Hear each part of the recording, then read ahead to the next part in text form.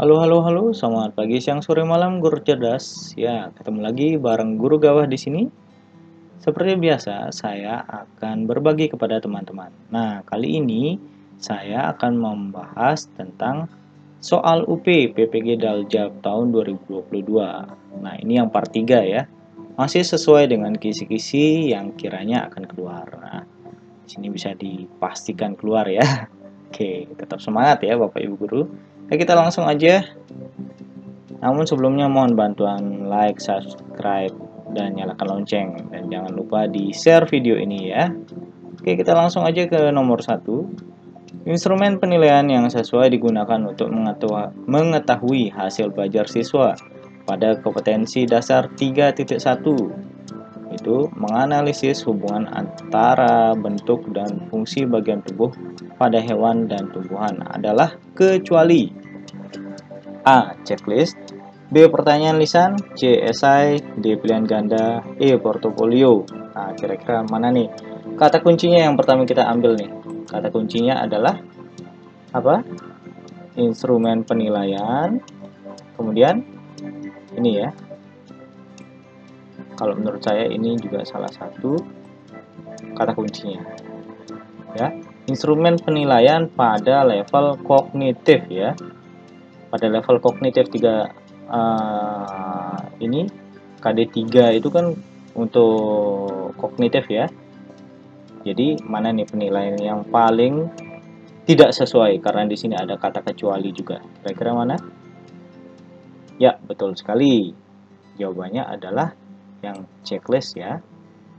Kalau pertanyaan lisan ini memang sesuai untuk kognitif, esai juga kayak gitu, pilihan ganda, portofolio juga kayak gitu. Ya, gimana? Nggak ada masalah ya untuk soal nomor 1. Kita langsung aja ke soal nomor 2. Salah satu aspek pedagogik yang harus dikuasai guru adalah karakteristik peserta didik. Dalam melaksanakan pembelajaran, guru harus bisa menyesuaikan diri untuk membantu tiap peserta didik berdasarkan karakteristiknya sesuai dengan tahapan perkembangan intelektualnya. Berdasarkan hal tersebut, teori yang sesuai dengan pernyataan di atas adalah, nah, mana nih kira-kira? Dari A sampai E, behavioristik, kognitif, konstruktivisme, humanistik, atau perilaku dan belajar sosial. Gimana? Mana yang paling sesuai? Ini ya, kita cari kata kuncinya dulu. Jadi ini karakteristik peserta didik. Ya, ini kata kunci juga. Kemudian mana nih? Perkembangan ya, perkembangan tahapan perkembangan intelektual. Nah, mana yang paling sesuai? Yang paling sesuai adalah teori kognitif ya. Gimana Bapak Ibu? Ada yang punya jawaban berbeda? Kalau ada, langsung aja tulis di kolom komentar ya. Tapi kalau menurut saya pribadi adalah teori kognitif ya. Gampang ya? Oke, kita langsung aja ke soal selanjutnya. Proses pembelajaran pada abad 21 tidak lagi sekedar berfokus pada penyajian materi. Fakta ya maksudnya ini, fakta, data hasil riset, teori, cerita, dan rumus-rumus. Berdasarkan hal tersebut, dapat diketahui bahwa karakteristik siswa abad 21 adalah kecuali. Nah, kita cari kata kuncinya. Kata kuncinya apa nih? Karakteristik siswa abad 21. Gampang aja ya. Karakteristik abad 21 itu jadi difokuskan anak-anak itu untuk berpikir kritis, kemudian menggunakan tipek kayak gitu ya. Anak-anak bisa memahami teknologi kayak gitu ya. Terus kemudian bebas dalam belajar, kemudian menyukai hal-hal baru dan praktis untuk dipelajari kayak gitu ya, mencari misalnya di Google, di YouTube kayak gitu, di mana saja bisa didapatkan informasi tersebut ya. Kemudian lebih suka membangun eksistensi dengan lingkungan nyata. Nah, ini ya, pembelajaran yang bermakna. Kemudian berinteraksi secara kompleks dengan media elektronik seperti yang saya sampaikan tadi ya. Terintegrasi dengan tipek ya. Kemudian memiliki rentang perhatian yang pendek. Nah, ini yang tidak sesuai ya, karena di sini ada kata kecuali berarti jawabannya yang ini ya, memiliki rentang perhatian. Oke, mudah sekali ya. Selanjutnya,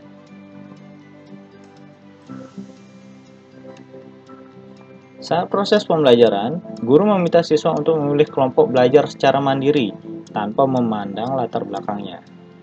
Dalam kegiatan tersebut, nilai karakter yang tersirat dalam kegiatan adalah apa nih?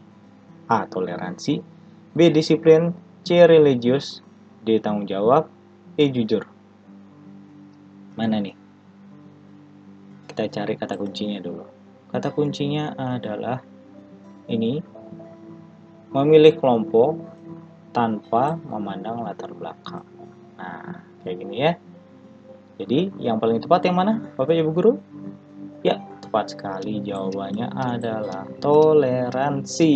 Ya, mantap sekali. Kita lanjut ke soal selanjutnya. Tidak ada masalah ya, yang ini.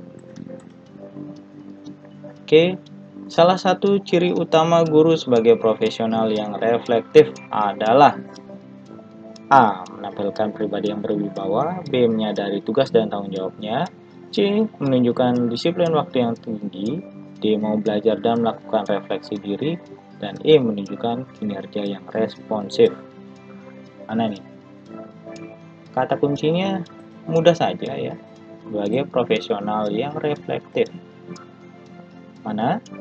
Ya, betul sekali. Jawabannya adalah yang D. Mau belajar dan melakukan refleksi diri ya, untuk jadi yang lebih baik lagi ya. Gampang saja. Selanjutnya,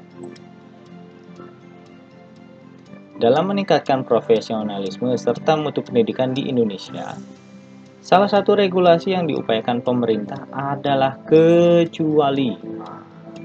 Apa yang sudah dilakukan sama pemerintah ya untuk meningkatkan profesionalisme serta mutu pendidikan. Nah, kira-kira yang mana? Sertifikasi guru? Betul ya? Ini tujuannya untuk mencari guru-guru yang profesional ya, seperti Bapak yang dialami atau yang dijalani oleh Bapak Ibu guru sekarang kayak gitu. Untuk mencari guru yang benar-benar profesional. Kemudian pelatihan guru ini untuk meningkatkan kompetensi juga. Kemudian memberikan tunjangan profesi guru otomatis ya. Setelah mendapatkan sertifikasi, kemudian mendapatkan tunjangan profesi. Nah, tunjangannya digunakan untuk meningkatkan kemampuannya. Misalnya yang sebelumnya belum menggunakan laptop, sekarang sudah bisa beli laptop yang bagus, bisa menunjang pendidikan ya. Kemudian peningkatan strata pendidikan. Nah, ini pemerintah juga memberikan beasiswa ya kepada guru-guru yang memang mau melanjutkan pendidikannya. Itu bisa dibuka di SMPKB ya, sesuai. Nah, ini sidak mengajar nih yang paling tidak sesuai. Gimana Bapak Ibu guru? Mudah bukan ya?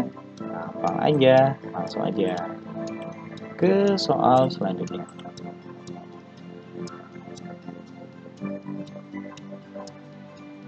Oke, di suatu sekolah terdapat guru yang terkena kasus akibat melakukan tindakan pelecehan terhadap siswi di sekolahnya. Dengan demikian, guru tersebut dipecat dan dikeluarkan secara tidak hormat dari sekolah. Sanksi yang diberikan tersebut tergolong ke dalam sanksi apa? A. Sangat ringan, B. Ringan, C. Sedang, D. Cukup berat, atau E. Berat. Nah, kira-kira gimana nih? Ini kasus yang saat ini ya banyak terjadi ya di dunia pendidikan ya. Kata kuncinya di sini kasus akibat melakukan tindakan pelecehan terhadap siswi di sekolahnya. Nah, kira-kira menurut Bapak Ibu guru, kalau sampai dipecat, kira-kira golongannya bagaimana? Berat ya? Mudah saja. Bukan ringan lagi atau sampai sedang, bukan ya. Bukan cukup berat juga, tapi berat ya. Mudah saja. Lanjut kita ke soal selanjutnya. Teks yang memiliki tujuan sosial untuk menggambarkan suatu objek atau benda secara individual berdasarkan ciri fisiknya ini salah, fisik ya, merupakan jenis teks apa ya? Kira-kira menurut Bapak Ibu guru? Kalau teks faktual ya, teks faktual itu adalah teks yang nyata ya, teks yang nyata sedang terjadi, yang real sedang terjadi saat itu. Kemudian kita pindah dulu ke teks deskripsi. Ya, deskripsi ini adalah, nah sesuai ini ya, menjelaskan atau menggambarkan suatu objek ya, menggambarkan suatu objek atau benda. Itu adalah ciri-ciri dari teks deskripsi. Kemudian teks normatif itu seperti apa sih? Teks normatif itu teks yang di dalamnya itu terdapat norma-norma atau aturan seperti aturan agama. Biasanya ini teks normatif itu ada pada sholat Jumat ya, biasa di khotbah kayak gitu, atau misalnya di ibadah minggu biasanya kayak gitu ya, atau misalnya Dharma Wacana kayak gitu ya. Ini teks normatif. Nah, kalau misalnya ini teks proses ya, maksudnya teks proses, kemudian teks cerita. Nah, yang paling sesuai di sini yang mana Bapak Ibu? Yang sesuai, maaf, bukan faktual tapi deskripsi ya, yang menjelaskan atau menggambarkan suatu objek atau benda secara individual ya. Mudah saja. Selanjutnya, salah satu ciri dari paragraf yang baik adalah memiliki kepaduan paragraf. Nah, kepaduan paragraf diartikan sebagai apa? Jadi perlu kita tahu ya.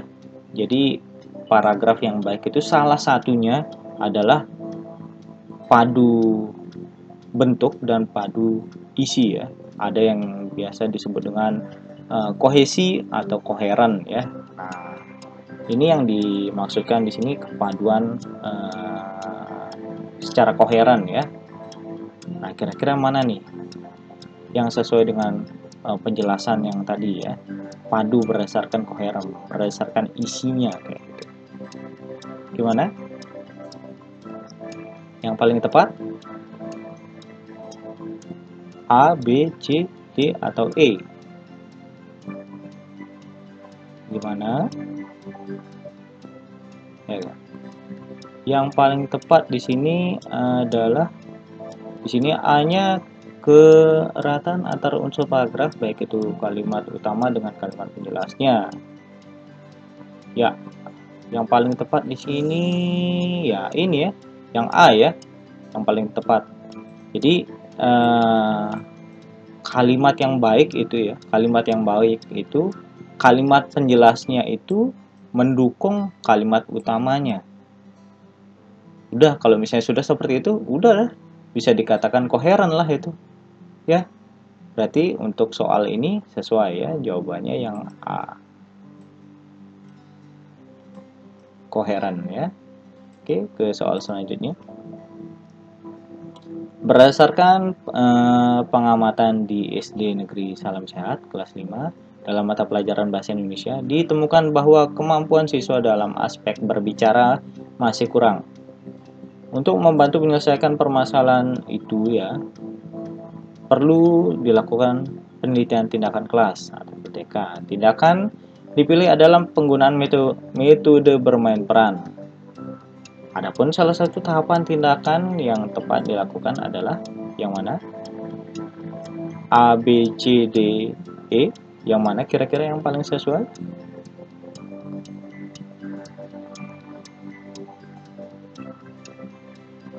Ya, tepat sekali. Karena di sini kata kuncinya ya, metode bermain peran. Ya sudah, pasti guru meminta siswa untuk memainkan peran sesuai dengan kesepakatannya. Mudah saja ya. Jangan terkecoh dengan soal yang panjang-panjang seperti ini ya. Kita harus mencari kata kuncinya, itu yang utama. Oke, soal selanjutnya. Makanan yang keluar dari lambung menuju ke usus halus sebagian sudah mengalami pencernaan. Apabila seseorang makan bahan makanan yang mengandung protein, amilum, glukosa, lemak, vitamin. Nah, yang ditanya nih, zat makanan yang sudah mengalami pencernaan secara kimia adalah mana nih? Oke, silakan. Yang mana kira-kira? Ya, tepat sekali ya. Yang protein itu ya. Kemudian amilum. Kemudian glukosa. Ini yang sudah mengalami pencernaan secara kimia. Jadi yang paling tepat 1, 2, dan 3. Pilihannya yang D. Udah ya? Gampang aja. Kita lanjutkan ke soal selanjutnya. Pak Imran adalah guru kelas 5 SD.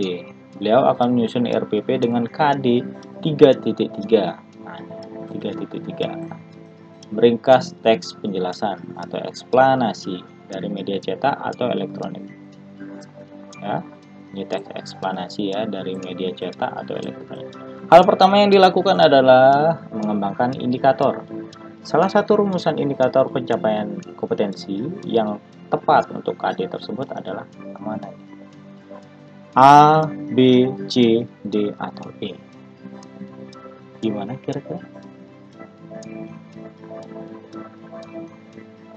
Di sini kata kuncinya KD-nya 3.3. Meringkas ya, di sini meringkas.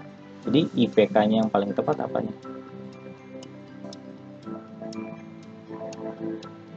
Ya, tepat sekali ya. Yang namanya IPK ya, dalam menyusun IPK itu harus dia setara atau lebih tinggi dari KD-nya. Jadi yang paling tepat yang mana ini? Kalau sudah meringkas, jadi yang mengidentifikasi ya. Mengidentifikasi informasi dari teks eksplanasi dari media cetak ya. Sesuai ya. Ini media cetak, ini juga media cetak. Ya. Jadi Bapak Ibu guru pasti sudah memahaminya ya, karena sudah berlatih membuat perangkat pembelajaran yang sesuai dengan aturan ya. Luar biasa. Silakan kita lanjut ke soal selanjutnya. Awalnya mesin hitung elektrik terus mengalami pergeseran hingga sekarang. Komputer sebagai perangkat elektronik yang terdiri dari beberapa komponen menghasilkan sebuah informasi berdasarkan data, prosedur, dan program yang sudah dirumuskan. Nah, dampak positif dari perkembangan komputer saat ini adalah gimana? Coba dibaca A, B, C, D, dan E. Yang mana yang paling sesuai? Gimana Bapak Ibu guru?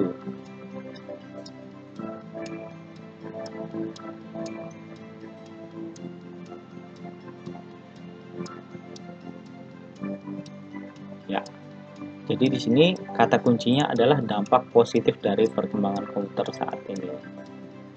Yang paling tepat kira-kira yang mana? Ya, yang paling tepat adalah yang B. Jadi, sebuah mesin multiguna dapat diprogram dan menerima, oh mohon maaf ini hanya data gambar ya. Sebentar. Oke, mohon maaf, saya yang salah.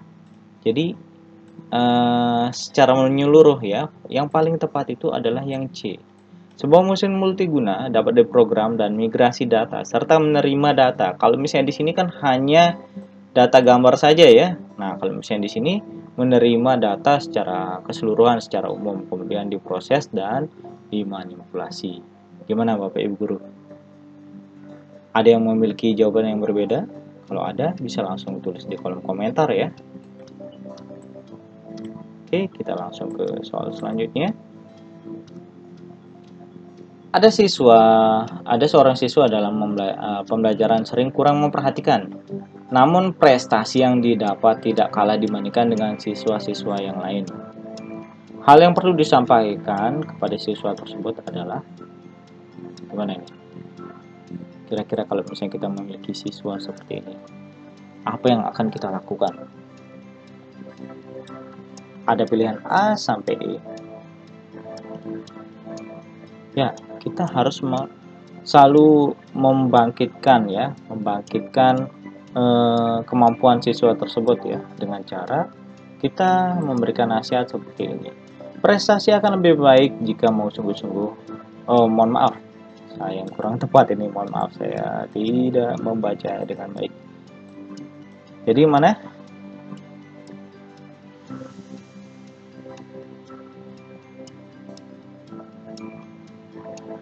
Ya, emang benar ya. Memang benar ya. Jadi hal yang perlu disampaikan ya. Apakah A, tindakan yang gaduh dalam kelas dapat mengganggu siswa yang sungguh-sungguh belajar? Atau yang B, prestasi akan lebih baik jika mau sungguh-sungguh memperhatikan pembelajaran yang disampaikan oleh guru. Atau C, siswa yang kemampuannya kurang perlu memperhatikan pelajaran tanpa ada gangguan dari yang lain. Tapi kan ini dia bukan kurang ya, malah dia bisa mengimbangi ya. Atau D, satu siswa dengan siswa yang lain perlu saling menghargai. Atau E, setiap siswa tanpa kecuali harus bersungguh-sungguh ya. Karena anak ini bisa mengikuti ya, walaupun dia kurang memperhatikan. Jadi yang paling tepat yang ini ya, jawaban yang tadi ya, yang di awal. Prestasi akan lebih baik jika mau sungguh-sungguh memperhatikan pembelajaran yang disampaikan oleh guru ya. Ini aja dia tidak memperhatikan aja bisa ya, apalagi kalau misalnya bisa memperhatikan, berarti lebih baik lagi. Oke, soal selanjutnya. Ada kalanya guru mendapat kritik dari orang tua siswa dalam mendidik putra-putrinya di sekolah. Namun, guru harus dapat mengendalikan diri dengan tidak mengedepankan sikap emosional dalam hal emosional. Dalam hal demikian, tindakan yang semestinya menjadi prioritas guru adalah yang mana? A sampai E. Ada A, B, C, D, E. Yang mana kira-kira yang paling tepat untuk mengedepankan sikap emosional ya. Kita cari kata kunci yang mana nih? Dapat kritik ya. Kritik dari orang tua. Namun guru harus dapat mengendalikan diri dan tidak mengedepankan sikap emosional. Yang mana yang paling tepat? Iya, yang paling tepat yang A ya. Memberikan layanan pendidikan sebaik-baiknya sesuai dengan perkembangan dan kebutuhan siswa. Kita tidak perlu terpengaruh ya. Kalau misalnya kritik itu ya namanya kritik membangun, menjadi kita yang lebih, menjadikan kita pribadi yang lebih baik dan lebih profesional. Jadi harus kita terima ya. Jadi kita tetap memberikan layanan pendidikan sebaik-baiknya sesuai dengan perkembangan dan kebutuhan siswa. Tepat sekali ya yang A. Soal selanjutnya, ada beberapa peristiwa yang berlatar belakang politik, ekonomi, budaya, hukum, ataupun lainnya yang cukup menggemparkan dunia. Di antaranya adalah peristiwa penembakan misterius 1982 sampai 1985 yang dikenal dengan nama Petrus. Nah, kira-kira nih, jadi pelanggaran apa nih yang terjadi pada kejadian Petrus ini ya, dari tahun 1982 sampai 1985. Ada A, B, C, D, dan E. Silakan dibaca pilihannya Bapak Ibu Guru. Kira-kira yang mana jawabannya?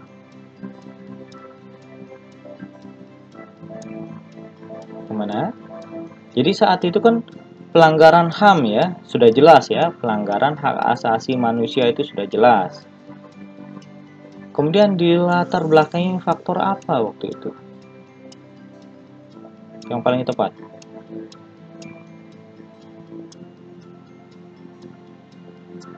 Gimana? Ya, saat itu pelanggaran hak asasi manusia, kemudian ya, hak asasi manusia, kemudian dilatar belakangi faktor politik. Ya, saat itu Presiden kita Pak Soeharto ya tidak suka adanya kritik-kritik yang tidak jelas. Jadi untuk mengatasi hal itu, yang mana yang dianggap sebagai orang-orang yang akan membuat masalah ya kayak gitu ya, akan membuat masalah kayak gitu, langsung aja dihilangkan ya. Jadi ini penyakit budaya etnosentrisme dan kemudian pengkambing hitaman ya. Jadi ada orang yang melakukan kesalahan sebenarnya, kemudian dilaporkan ke Petrus ini, kemudian tim Petrus langsung aja main bunuh kayak gitu ya, langsung menculikan kayak gitu ya. Jadi yang paling tepat adalah yang C ya. Mudah ya, ini syaratnya ya, kita harus sering-sering baca ya, gampang aja. Ke soal selanjutnya. Ketika guru mendapat kesempatan tugas belajar, maka harus disikapi dengan senang hati, karena pasti akan membawa manfaat.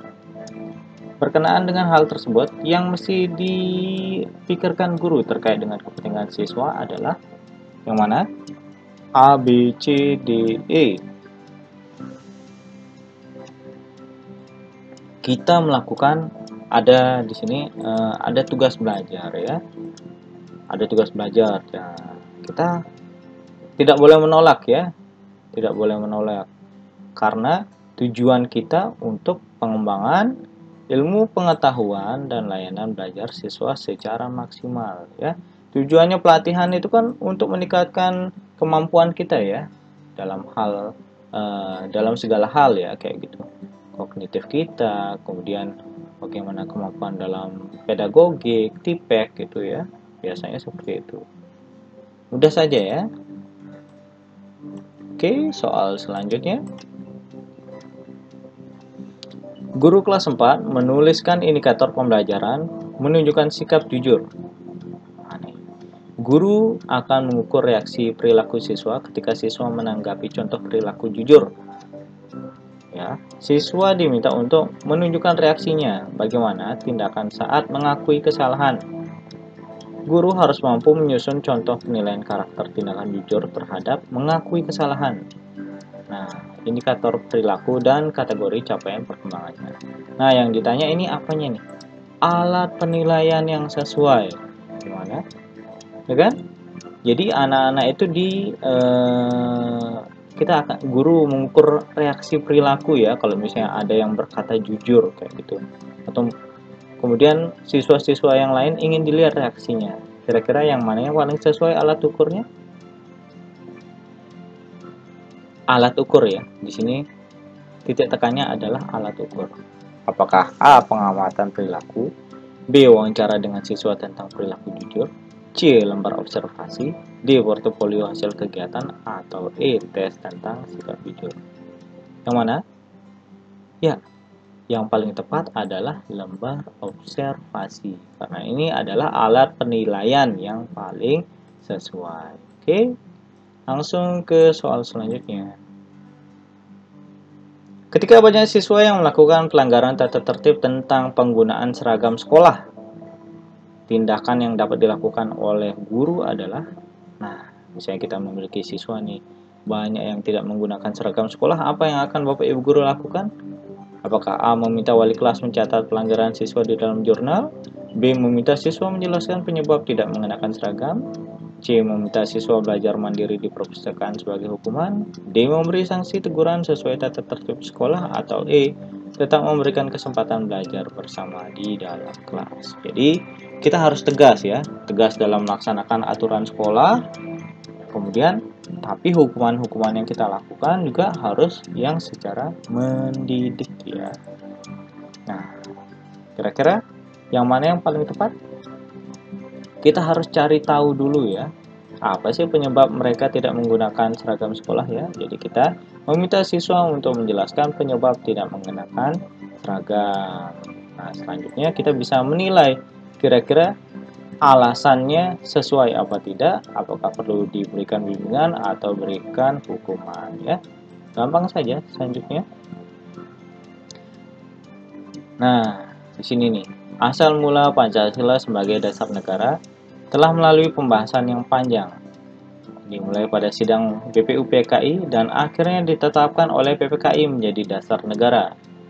Dengan demikian, jika ditinjau dari awal mulanya atau sebab terjadinya, maka Pancasila telah memenuhi syarat sebab kausalitas apa ya?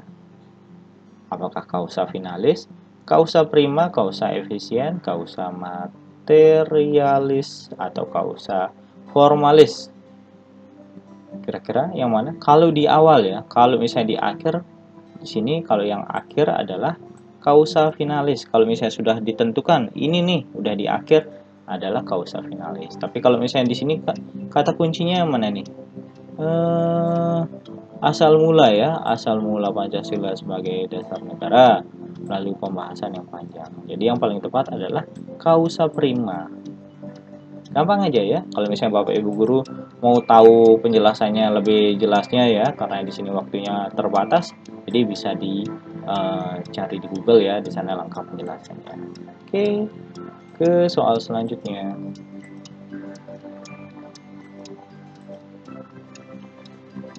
Oke, ternyata ini adalah soal terakhir ya. Mohon maaf Bapak Ibu Guru.